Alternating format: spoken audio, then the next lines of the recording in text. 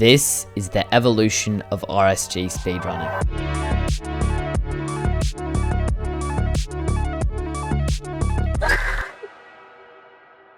From the first speedruns in 2012 to Skycrab's iconic redemption arc and famous choke, we will be covering most of the important events and areas in the progression of the RSG speedrun category. If you want to help me out, subscribing does a ton, and reaching 1,000 is a huge achievement I've been working on, so feel free to sub if you want. For anyone not aware, an RSG Minecraft speedrun is defined as a speedrun on a random seed with the goal of defeating the Ender Dragon as fast as possible without glitches, aka random seed glitchless, the most popular category of Minecraft speedrunning. Minecraft RSG speedrunning officially became a thing in early 2012, just after the Ender Dragon was introduced. Setosorcerer was the first one to make an official record, being 1 hour and 26 minutes. During this same 2012 to 2013 era, a player by the name of Illumina found out about the category, and would later become one of the most influential players in the history of RSG. In terms of the world record, on May 5th, 2013, Eradicate posts a time of 41 minutes 55 seconds, and he had many other records in this early era. These early speedruns were very different to how speedruns look today. With no speedrun.com, most of the speedruns were from Japanese runners who laid the foundation for the Western speedrunning world, which came years later. This era was mainly dominated by Japanese players such as Taro Kitchen, who also dropped the time closer to the 30-minute mark in 2014. The Western rise occurred right before the massive boom and huge rise in speedrunning popularity during COVID and the 1.16 update. This stage was very important as it laid the foundations for many of the strategies to come in the next few years. During the years of 2015 to 2018, the Western community of players was still incredibly small. It was mainly dominated by Illumina, who started taking the game seriously around this time. The Japanese community was still very large though, with Taro Kitchen often being cited as the GOAT of RSG, all the way until 2018. Illumina still had heavy influence throughout the category though, and not many other Western players were actually speedrunning the game in this era. Illumina took the crown as the best player around the 2018 to 2019 era, when he ran Minecraft RSG live at SGDQ 2019, drawing in over 100,000 concurrent viewers in introducing a massive audience of Western people to a category that was previously completely unknown to that demographic. In these years, speedrunning was extremely optimized for old game versions and often used slow strategies, as even the one cycle didn't exist until 2020. A big event among the community during this time was the 1.7 versus 1.14 change. Pre-1.9 speedruns looked very different to 1.14 speedruns, as the Ender Dragon had far less health and the combat update didn't exist, so swords worked as effective tools. 1.14 speedruns really gained popularity at the tail end of this era during 2019, where a new tactic of trading with villagers became popular due to the village and pillage update. And although it sounds pretty dumb nowadays, this was the main way people got ender pearls in these versions, since piglin bartering simply wasn't a thing.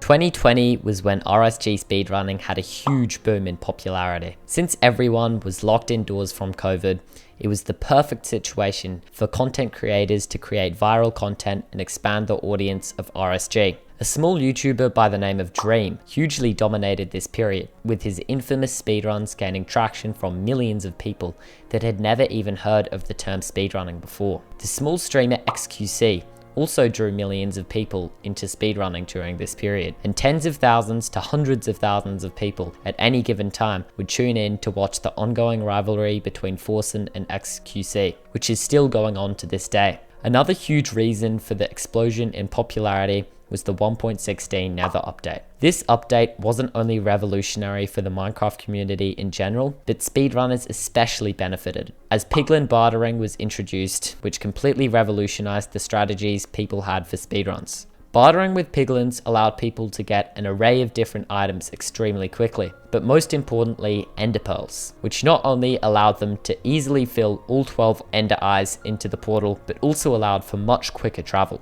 And with the fire resistance potion also being a part of the piglin bartering drop pool, travel throughout the nether became extremely easy. Still to this day, speedruns are played on 1.16.1, showing how important this update was for RSG and speedrunning. During this time period, many strategies were developed, most notably the one cycle, which allowed people to easily kill the Ender Dragon and leave the end in under 3 minutes from entering. This strategy used the niche mechanic of beds exploding in the end dimension, and each bed was used as an explosive to damage the Ender Dragon. Compared to the 6 minutes it would take someone to leave the end pre-one cycle, this was a monumental discovery.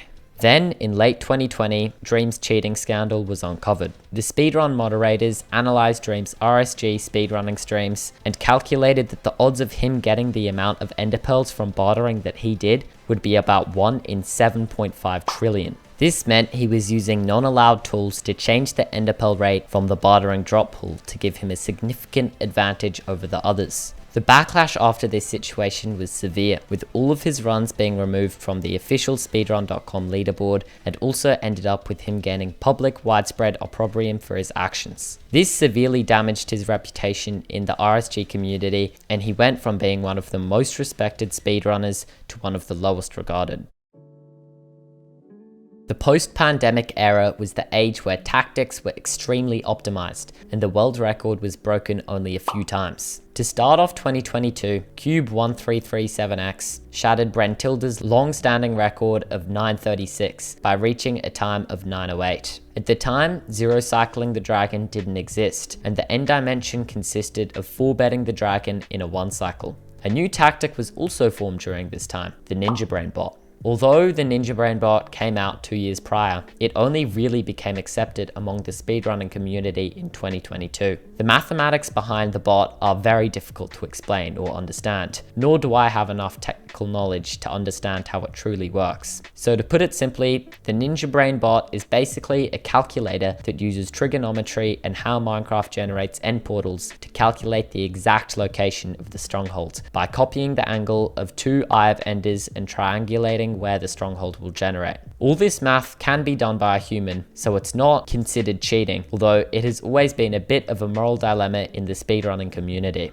In 2023, MCSR Ranked launched. Although it's not a part of RSG, it's important to note its existence, as it's as big, if not bigger than RSG nowadays. In 2024, the zero cycle was officially put into play in speedruns. In previous records, players would have to wait minutes for the dragon to perch before being able to kill it with beds. But in a zero cycle, the player goes up to one of the pillars and kills the dragon before it ever gets the chance to perch, significantly decreasing the time it takes to exit the end. It's very advanced and to this day is still known as quite a risky strategy since its difficulty. For over a year, the world record was set in stone at 7 minutes and 1 second by Drip120. This almost completely changed in 2025, however.